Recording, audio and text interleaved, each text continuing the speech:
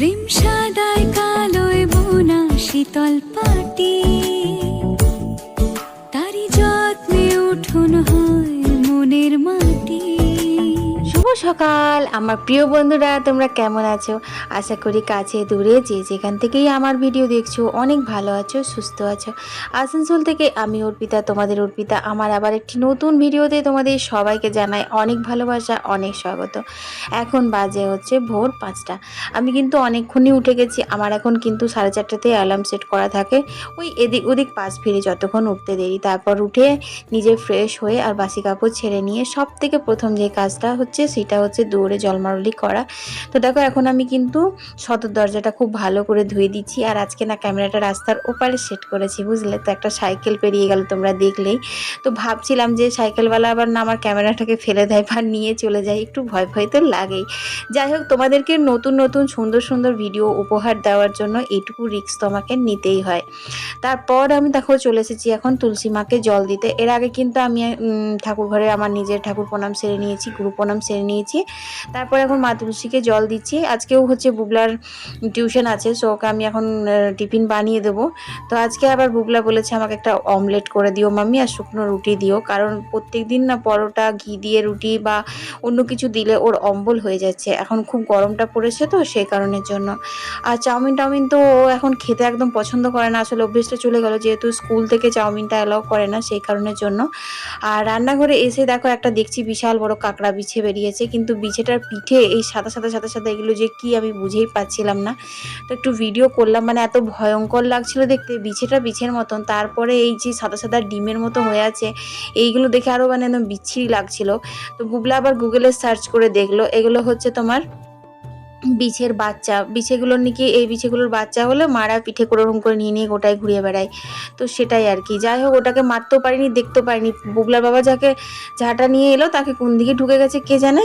আর এই রান্নাঘরের মধ্যে না এই বিছে টিছে দেখলে আমার ভীষণ ভয় করে, কারণ তোমরা তো জানো যে আমার সব মানে সবটা সময় মানে 24 ঘন্টার মধ্যে ধরো আমার 8-9 ঘন্টা এখানেই কেটে যায় রান্নাঘরটাতেই। তো সেই কারণের জন্য রান্নাঘরটা একটু পরিষ্কার পরিচ্ছন্ন রাখারই চেষ্টা করি, যদিও পারি না, একা হাতে সব সামলাতে হয়, তবুও চেষ্টা করি। তো আজকে দেখো বুগলাকে আমি টিফিনে দিয়েছিলাম হচ্ছে শুকনো রুটি, একটা ডিমের অমলেট আর স্যালাড দিয়েছিলাম, আর ওখানে একটুখানি তরকারি দিয়েছি। তারপরটা কিন্তু বুগলা রেকর্ডিং করেছিল।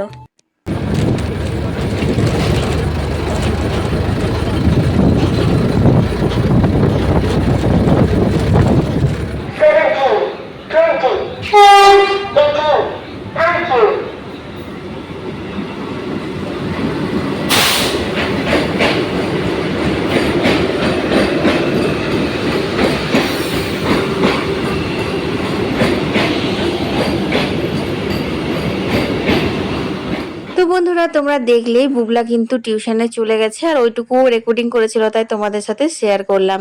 যাই হোক, আমি কিন্তু ঘরের কাজবাজ আবার করতে লেগে গেছি। প্রচণ্ড গরম পড়েছে। তোমরা হয়তো মনে করছো আকাশে মেঘ জমেছে, বৃষ্টি হবে, না গো না। একবার করে মেঘ হচ্ছে আর একবার করে এমন চড়া রোদ্দুর আসছে যে কি বলবো। একদম বড় গরমে নাজেহাল অবস্থা। সেই পয়লা বৈশাখ থেকে এমন গরম পড়েছে, একদম কমেনি। মানে মাঝের মধ্যে একটু ঝড় বৃষ্টি হলে ভালো লাগে, এই আর কি। তো যাই হোক, আজকে কিন্তু অনেকগুলো কাচাকুচি করছি, কারণ তোমরা দেখেছিলে আমি মাসির বাড়ি থেকে এসে কিন্তু সেরকম বিশেষ কাচাকুচিগুলো সেরেই উঠতে পারিনি। কারণ সংক্রান্তির দিন এলাম, তারপরের দিন নববর্ষর দিনটা তো পুরো পুজো খাওয়া দাওয়া রান্না বান্নাতে গেল। তারপর তোমার হচ্ছে টুকটাক 2-1 দিন এদিক ওদিক করতে না করতে আবার তোমার শ্বশুরমশাইয়ের কাজ পার হলো। তারপর আবার কালকেও একটা অনুষ্ঠান রয়েছে, সেটা হচ্ছে আমার মেজ ননদের বাড়িতে গৃহপ্রবেশের অনুষ্ঠান।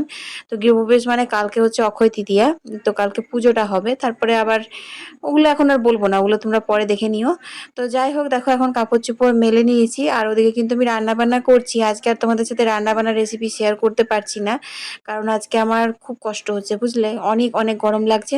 তো মনে হচ্ছে তাড়াহুড়ো করে কত তাড়াতাড়ি মানে বাইরের কাজগুলো সেরে নিই, এটাই আর কি। তো চলো এখন আমি জল নিয়ে নিই, আর জল নিতে নিতে তোমাদের কয়েকটা সুন্দর সুন্দর কমেন্টের উত্তর দিয়ে দিই। রবি সাহা লিখেছে, অর্পিতা তুমি আমার নামটা একটু তোমার ভিডিওতে নিও, আমার খুব ভালো লাগবে। আমি আসাম থেকে তোমার ভিডিও দেখি। তো এই যে দাদা ভাই, তোমার নামটা নিয়ে নিলাম, আর তোমাকে অনেক অনেক ভালোবাসা, অনেক অনেক ধন্যবাদ গো আমার ভিডিওতে কমেন্ট করার জন্য। এর পরের কমেন্টটি হচ্ছে দীপান্বিতা গুহ লিখেছে, অর্পিতা আমি পূর্ব মেদিনীপুর থেকে তোমার ভিডিও দেখি, তোমার ভিডিও দেখতে খুব ভালো লাগে। আমি ফেসবুক থেকে তোমার ভিডিওটা দেখি, তুমি আমার নামটা নিলে আমার অনেক ভালো লাগবে। তো এই যে দিদিভাই তোমার নামটা নিয়ে নিলাম, আর আমার ফেসবুক ফ্রেন্ড, ইউটিউব ফ্রেন্ড দুজনকেই কিন্তু অনেক অনেক ভালোবাসা। তো বন্ধুরা দেখো, আজকে কিন্তু এই মাটির হাঁড়িটা একটু ধুয়ে নিচ্ছি। এটা তো রোজ রোজ ধোয়া হয় না, মাঝে মধ্যে পাল্টাই জলটা।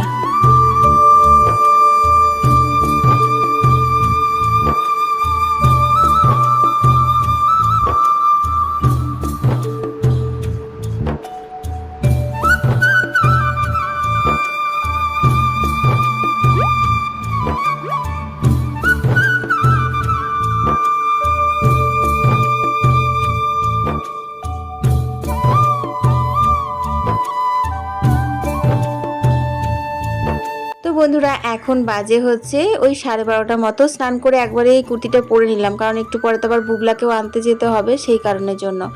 তো দেখো এখন আমি জামা কাপড়গুলো না একটু উল্টে পাল্টে দিচ্ছি, কারণ শুকায়নি, একটু একটু ভিজে আছে। তো এই উল্টে পাল্টে দিয়ে তারপর আমি বুবলাকে নিয়ে আসবো, এসে নিয়ে কিন্তু ততক্ষণে শুকিয়ে যাবে, তুলে নেবো। কারণ বুবলাকে নিয়ে আসার পর খাওয়া দাওয়া করতে, আমার রান্নাঘর পরিষ্কার করতে একদম বেজে যায় 3:30 পৌনে 4টে। তারপর একটু সেরে সুরে শুয়ে তারপর দেখি যদি ঝড় উঠেছে বা আকাশে মেঘ জমেছে, বৃষ্টি নামছে, আমাকে জামা কাপড় তুলতে হবে উঠে। মানে তার মতো আলিস্যি আর বোধহয় কিছু হয় না। তো সে কারণের জন্য সমস্ত সেরে সুরেই কিন্তু আমি 1-1.5 ঘন্টা বলো বা 2 ঘন্টা বলো শুই। তো চলো আজকের ভিডিওটা আর বাড়াবো না, এখানেই শেষ করে দিচ্ছি। সবাই ভালো থেকো, সুস্থ থেকো, কাল আবার দেখা হচ্ছে, টাটা।